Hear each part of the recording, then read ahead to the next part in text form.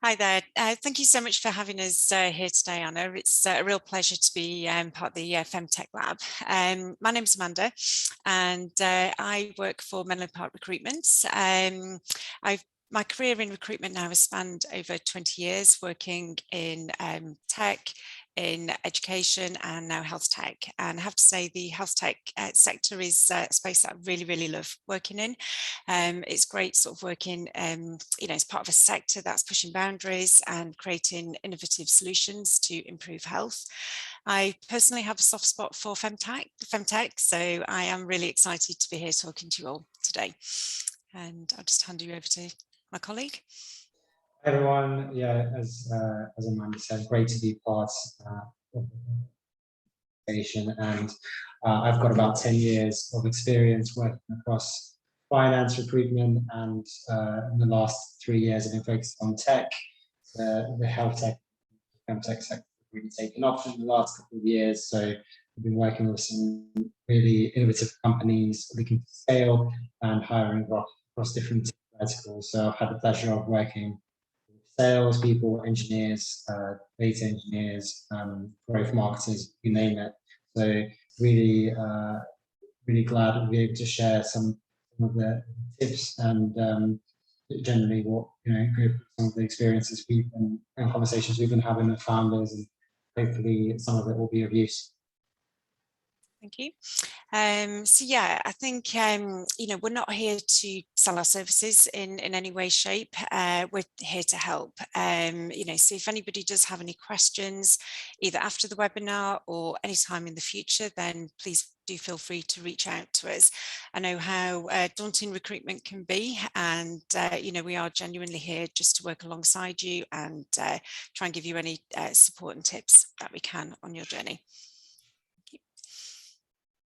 Okay, so I'm assuming that most of you are here today because you're thinking about hiring at some point in the future, and you know and understand the importance of getting this right. For a startup, the pressure of hiring that person is multiplied.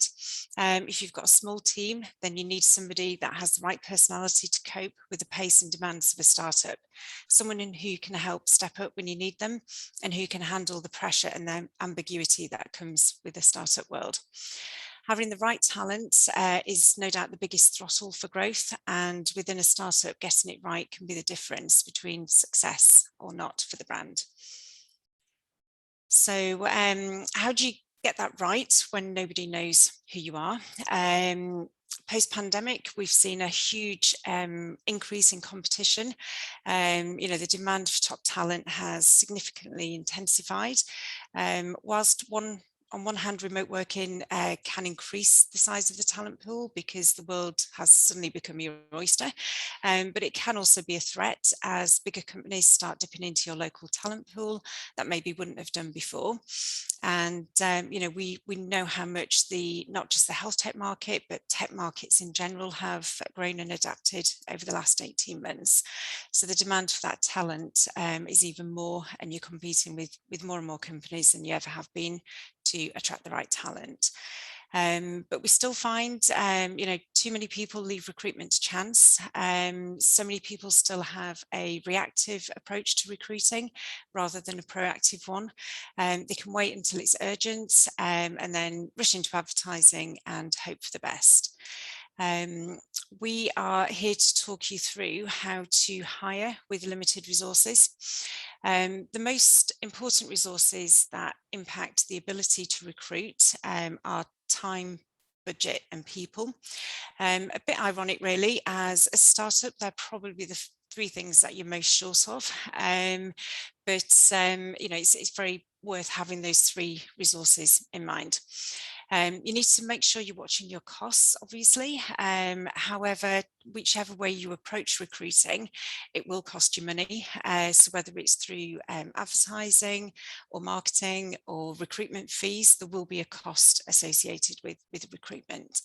Certainly one of the biggest things you will spend your money on, one of the biggest outlays will be a person's salary, but also make sure that you have a separate budget for the actual recruitment of that person and not just the budget for the salary.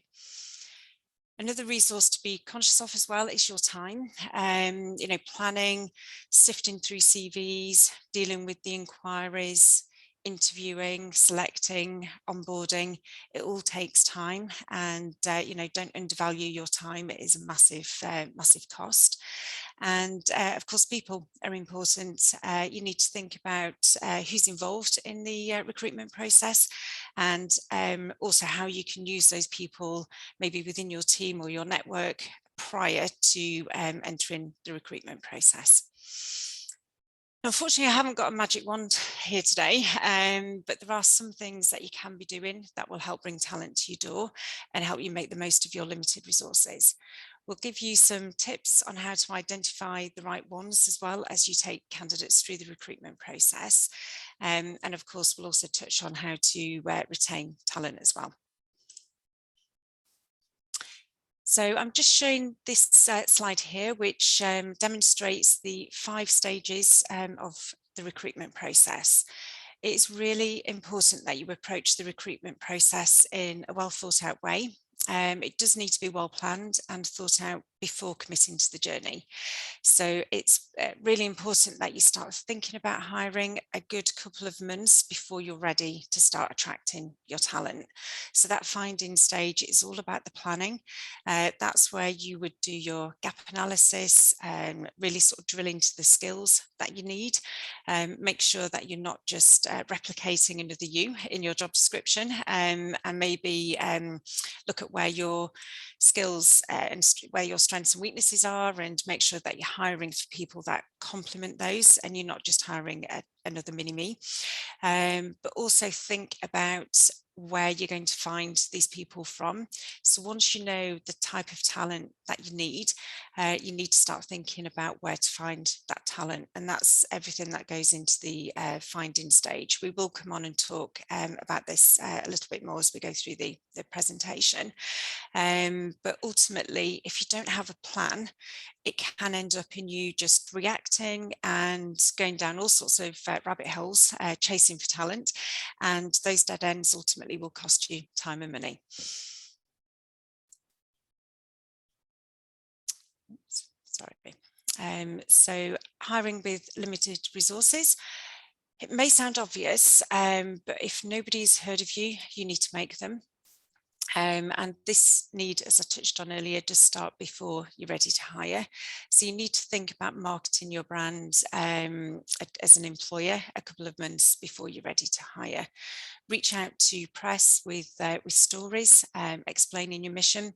Make sure you're really active on social pages, and think about the sort of social places that the type of talent you're looking to hire might be on. You might find you need to be on different platforms for different types of candidates. So your tech candidates are going to be on different platforms to marketing candidates. But if you can make sure you've got a brand presence on those platforms before, when you suddenly start hiring and posting news about your vacancies, the candidates then can start to join the dots, and they've already heard of your brand and recognize your brand. And that is one of the the biggest things that you have going against you, because the bigger brands are well known, so they don't have to do as much hard work beforehand. Advertising alone won't just fill your vacancy, and advertising can be costly. There is no guarantee that candidates will even see your adverts, and it can lead to very disappointing ad campaigns where you don't have any responses or don't have any suitable responses once you've been through the recruitment process. And that can involve you having to start again and thinking about repaying for those advertising costs. So make sure you do your research, and if you are paying for adverts, look at the potential return on investment and make sure that the types of talent you're looking to attract will be seen in those places. And also think about the social forums as well as work related ones where your talent pool may hang out. Another thing you could do is offer referrals. It's worth talking to your network, but obviously make sure you widen your search as well outside of your network, and maybe offer referrals to people within your network to do a little bit of work for you. Ask them to shout about your vacancies or your news stories, your articles, your missions, something something newsworthy and of interest. If you can get people within your network talking about you, and if you then start to offer a referral when you're looking to hire, those people within your network maybe are a little bit more likely to go the extra mile and put in a little bit of effort to reach their contacts if there's something in it for them. Another thing you can try doing is building relationships with universities. Look at either local universities or universities that you know are specialists for the type of talent that you're looking to hire. Now, building those connections now may not result in the immediate hire that you need for next month, but it will certainly give you a potential talent pool of the future. And you can align yourself with those universities. They're usually quite open to allowing businesses in to come and talk to their students, and can often offer contact with their alumni as well in return for presentations or tutorials or information for their students. So it's certainly worth building relationships with relevant universities as well to tap into the future talent pool, but also their alumni. And of course, another option is working with recruiters. Now, it may not always seem the obvious choice because there is a cost involved working with recruiters, but do your research and your due diligence. Choose an agency that specialises in the talent that you're looking for or the sector that you're working, and that way the recruiters can do a lot of that marketing and networking for you, and they can reach a talent pool that just may not see your advert or see your presence on social media. When you are still fairly unknown in the market, having a third party working really hard and knocking on doors and telling people about you can be a really positive thing, and that return on investment would normally pay off. So you've spent a lot of time building a brand that attracts your customers, but now you need to think about a brand that attracts your hires as well. And this is called your employer brand.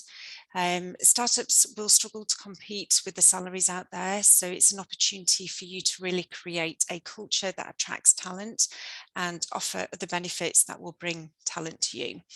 The pandemic has certainly shown as well that people are more and more interested in, benefits and flexibility than they ever have been before, because most people are considering hybrid, they're looking at the working life balance, and they're looking for perks that improve their lives and their family life. So think about how you can offer flexibility, and being a startup, you have so much more creativity and flexibility to come up with something really new and different that maybe the huge corporate giants can't offer. And you can offer flexibility per employee as well, which again is something sometimes the corporate giants can't offer. So for example, your Java developer might have a preference for slightly different working hours to your product manager, but it doesn't need to be a one size fits all. As long as there's enough of a crossover during the working day, then why not? And that may allow you to attract and bring that talent into your company. People choose to work for a startup to be part of something exciting. So 60% of people think a sense of purpose at work is really important. So you need to make it apparent that they can add value, and that they feel they can collaborate and make a difference. So it is important to offer challenging work as well as having a fun and engaging workplace. And one of the best ways to demonstrate this will be through social posts. So make sure you're talking about your people, show about the successes the people have had, show about the impact your people have made, but also to design a attractive careers page. So not all companies will have a careers page. A lot of companies have a vacancies page that will literally just sort of list the the actual current live vacancies, but make that much more of a careers page. So when somebody comes to land on it, they can really see and feel what it's like to work for you. So make sure your mission is demonstrated on there, talk about how you've progressed as a company, what your future goals are, have some bios and interviews with your talent. If you're still small and it's just you, do you have any people you've been collaborating with on your journey that you could maybe include bios so they can see the human side of your business? And also, praise your employees. If you're seen to be proactively praising your employees, thanking them, rewarding them on social, on your website, then again, that can create a attractive culture. And if you're looking to attract tech talent, make sure that you're using, the right technology to attract the tech stars of the future. Now just bear with me because my mouse is just frozen. There we go. As you build up your reputation, a candidate's experience applying for a role is likely to be the first impression that they have of you. So make sure you don't lose out on talent because your career page isn't friendly, or they find it difficult to apply. It looks too complicated. So you really need to think about what happens when candidates land. Candidates are attracted to your company, they're looking at your website and you're taking them through the process. What you don't want to do is risk moving too slow or being inconsistent as you go through that process. Any of that could turn, you could lose talent at any point just by making one of those simple mistakes. One of the most common mistakes is moving too slow, and we see it time and time again. And at the moment, the market is so hot that you really need to make sure before you start the recruitment process, you've got a really thorough mapped out process so you can quickly move candidates through your first stage, your second stage, your third stage, and your final stage. Make sure you know exactly how many stages will be involved, so you can set a candidate's expectations at the beginning. There's nothing more frustrating for a candidate than just being constantly asked back for interview, but they're never sure when the end is. We've had some clients take as long as 6 interviews before making a hire, and it would be much easier if we knew that up front so we can fully manage the candidate's expectations. But if you're not clear on what that process is, it can give a reputation of you maybe being a bit disorganized as well. Certainly one of the advantages of being a startup is that you are so much more agile than a big company, and access to the decision makers is far easier, so you can move a lot quicker than some of your bigger competitors. We do find some companies have application deadlines or end dates, and they don't even look at CVs until that point. So they may be advertising for a UX designer and have a deadline of the 13th of November, but they then don't really sort of spend time looking at the applicants until the 13th of November. You're in a much stronger position that you can react and respond to those really, really quickly. So the second you see that talent come in, talk to them, reach out to them and start that process, which is why it's important that you've got everything in place beforehand.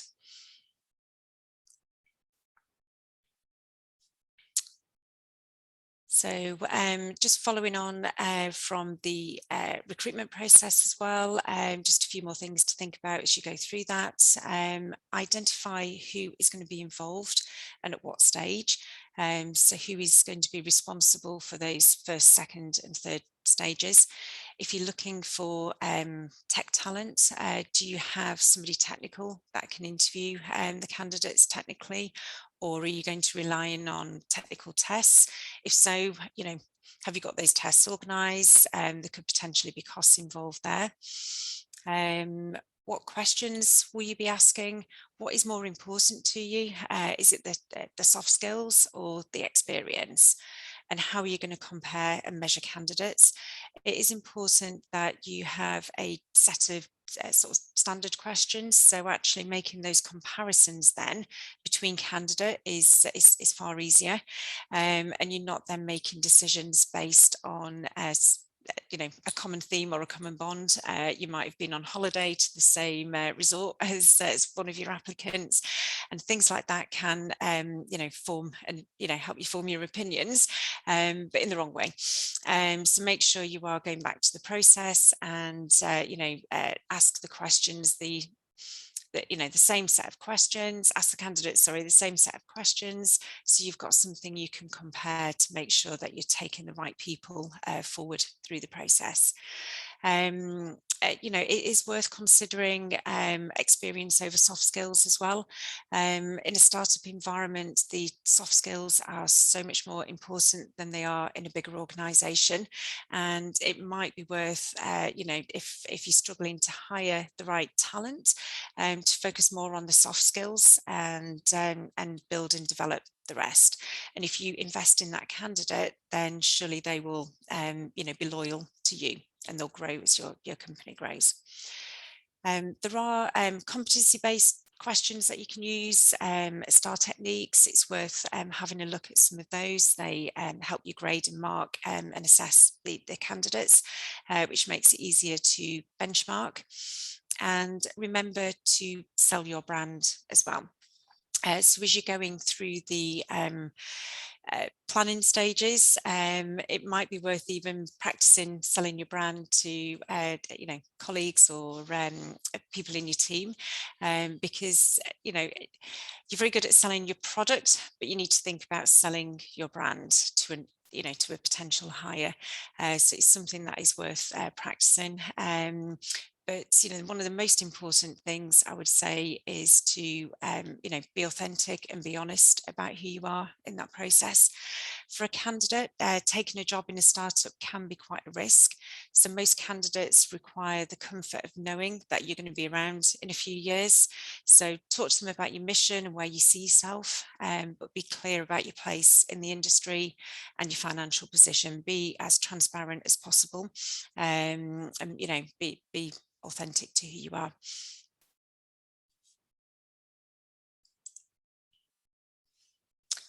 One of the soft skills that's probably worth looking for as you hire is intellectual curiosity. It's really useful to look for, particularly within a startup environment. It's not just the co-founders and founders who need to be creative, but every employee within the organisation needs to embody this quality. Unlike large organisations, startups do need to quickly change, adapt and grow with the industry in order to stay afloat. And that means there's often little room for people who are interested in a slower paced environment or a better work-life balance, for example. And startups are unique environments and can be very high pressure, very fast paced and very stressful. And not everybody will be able to cope with those pressures. So a person with intellectual curiosity has a curious mindset, and they tend to get bored with routine and crave the biggest and best, and are often a perfect fit for that fast-paced change of a startup environment. They're more likely to thrive in the startup world. So what are the benefits that curious people can bring to a startup? Well, they are natural learners. They crave knowledge and new experiences. They're eager to grow and expand their role. They're more likely to stay engaged because their curious nature drives them to move their career forward. They need less motivation, which is great for you because that gives you more time back to invest in your company. And they will take the energy that they invest in themselves and give it back to you and your company and your mission, and they will help keep driving your goals forward. hiring for intellectual curiosity means that candidates are not only qualified for the job, but they're capable of thinking beyond the role that they're interviewing for. And I think that's really important, because as your company grows, then you have somewhere for these people to grow. You have roles for these people to grow into. Now, hiring for intellectual curiosity, it is a soft skill. It's a little bit harder to identify as you go through that recruitment process, but we do have some really good questions that you can build into your recruitment process, and they will help you identify candidates that have an intellectually curious mindset. And we also have the associated answers that you would expect to see. So if you are interested in finding out how to question around intellectual curiosity in an interview, please do reach out. We've got some example question and answers that we can share with you. And just a final thought on the interview and hiring process. Make sure you are being objective. It's very tough to avoid subjectivity in hiring.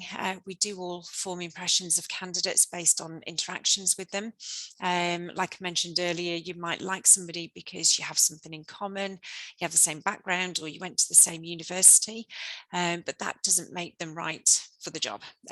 Just because you like them and you think you could go, out for a glass of wine with them doesn't necessarily mean to say that they're the right people for your company. So make sure you have that objectivity in mind as you're going through the process. Be consistent. Hire on your fact and not instinct. Your gut feel will come into it a little bit, but you've still got to have some fact there to back it up. Make sure you're writing inclusive job specs. The new generations really appeal to job specs that have inclusive language. You could also, even do sort of blind resume reviews as well, to make sure that you are being completely objective as you go through the process. And remember to keep diversity top of mind as well. Don't just hire another you. Being part of a small team, it is really important that you bring different people and diversity into your team. Multiple personalities will add different viewpoints to the table, and it helps to challenge everyone and stay as creative as possible.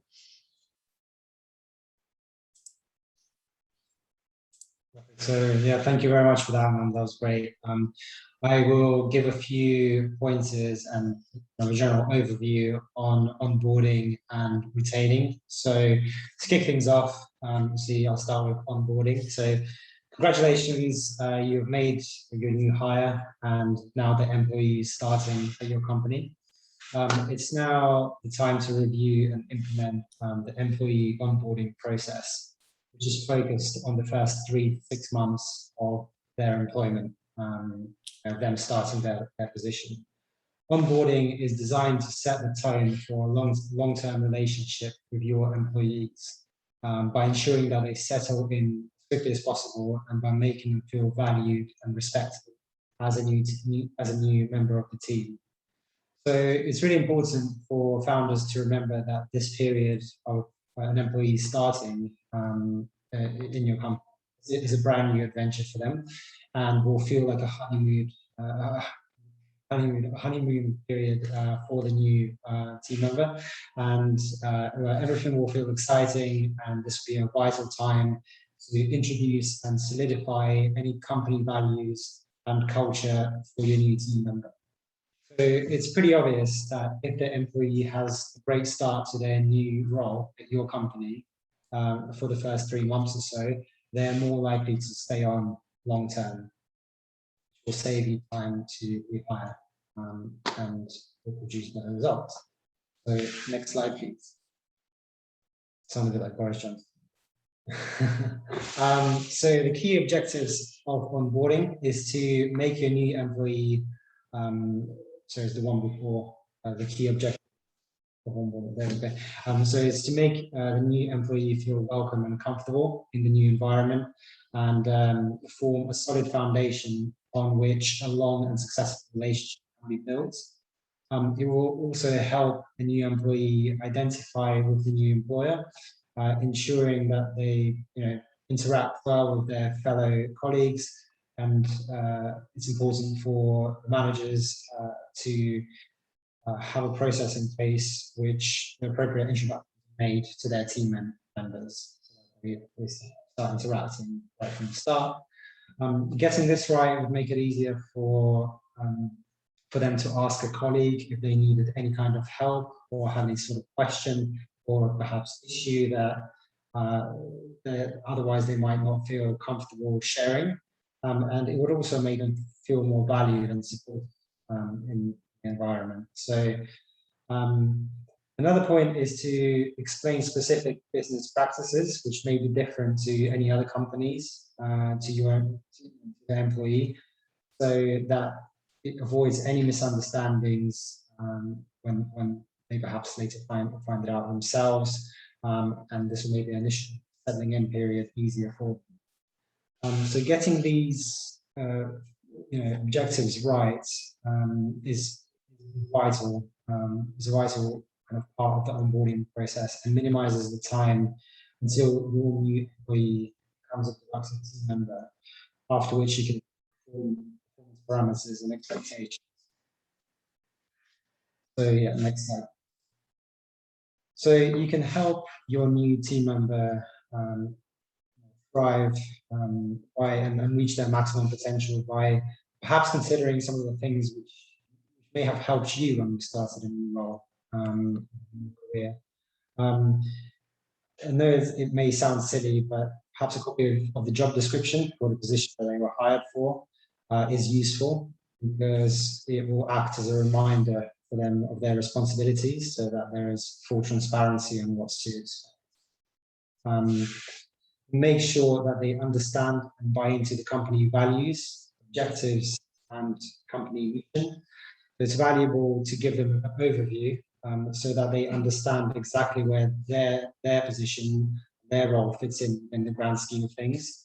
So it's often a good idea to provide an opportunity for the candidate to integrate with colleagues at social company events or in less circumstances. Going back to the values, objectives, and mission, for example, your company's mission may be to help improve mental health by offering digital therapy via an app. If they have joined the business as a UI designer, you can explain to them that their creativity has a direct impact on how the product is presented to the customer. And one of the key company values is trust and being able to share ideas freely and openly, so that you work collaboratively to reach the collective objective of the product. Get the employees involved as soon as possible, so that don't make the first 4 weeks all about filling in forms and learning the health and safety manual off by heart. Ask them what they think of the process, what they think, do they have the right tools to do the job effectively. Let them know that if they feel any need for help, then they can bring that up freely, their thoughts. Learn from their feedback. It will definitely help your future hires. Asking for feedback is an important part of the ongoing process. Always be a two-way stream. Also important to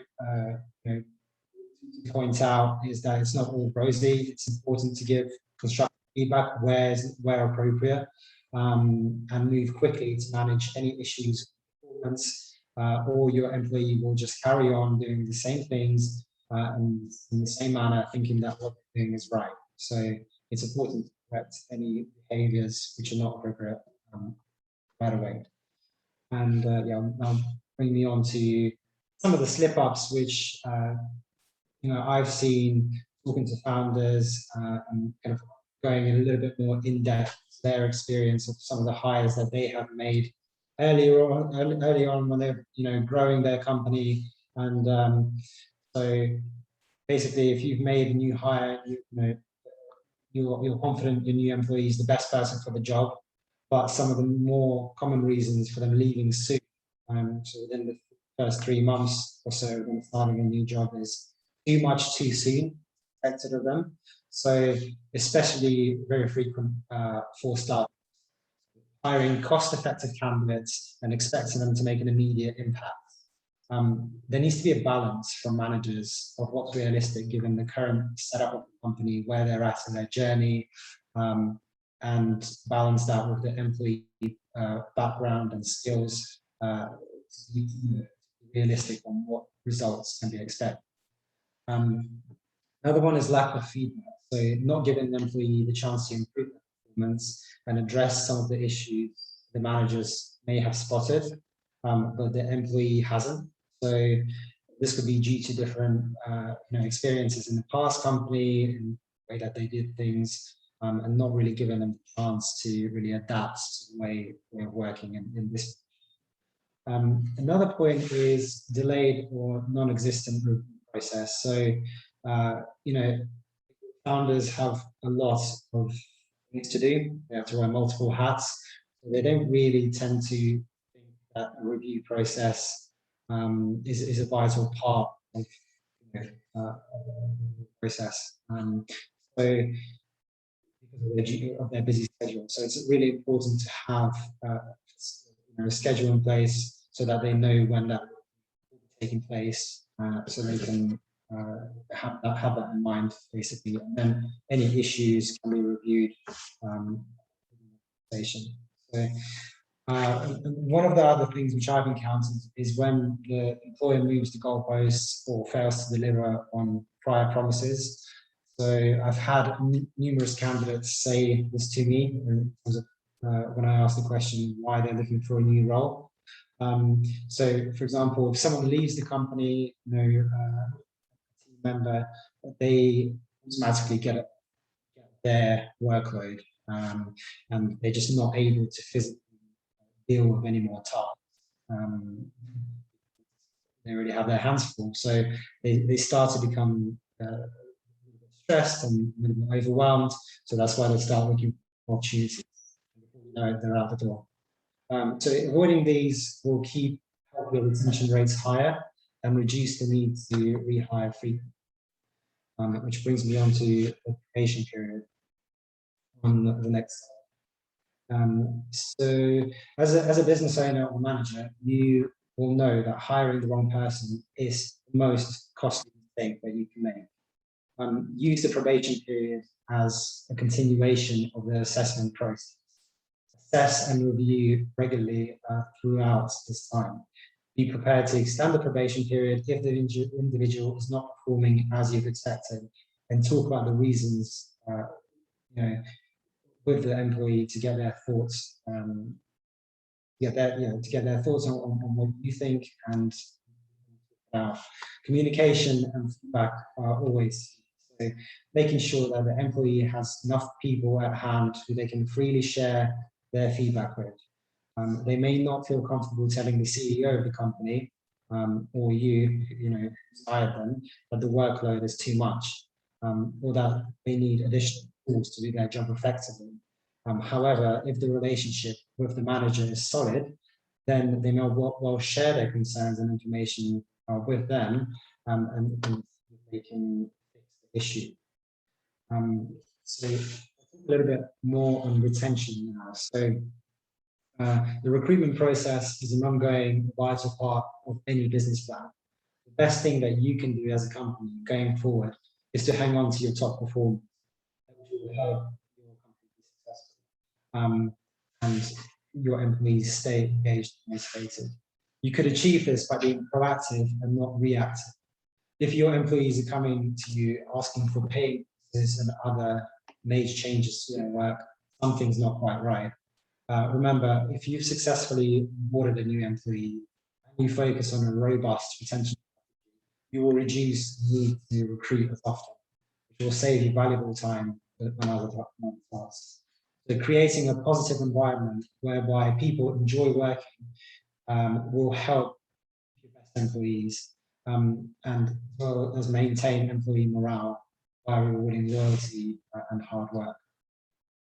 Increasing how long your staff stay at your company and holding on to those that share in the company vision and long-term aims will increase productivity, profitability, and help sustain growth, which is super important for startups. Today, we operate in a market where attracting and retaining the best people is becoming increasingly difficult. And the ability to hold on to the best people represents one of the most important means of competitive advantage. So taking your time, the most important thing to remember from this is a kind of a takeaway, is that trying to attract talent with startups is tough, but it does take time to find that right person. If you rush into it and hire the wrong person, regret it. From building an employer brand to knowing exactly what roles you need to recruit for, it all starts with the right kind of plan. Generally speaking, it's harder to attract talent to startups than established companies. It may take longer to fill the roles that you're hiring for. However, it's better that you take your time and find the right person for your business rather than hiring the wrong candidate. So I hope some of the advice me and Amanda have provided has been helpful to you. As consultants, part of our job to make sure founders and team managers know about this and have the right strategy in place. Remember, the company growth goes hand in hand with the right recruitment strategy. It's a vital part to get right. So if you want to talk points that me and Amanda have discussed in this session, feel free to get in touch with us. We're more than happy to share your views. Thank you. Thank you, Tom.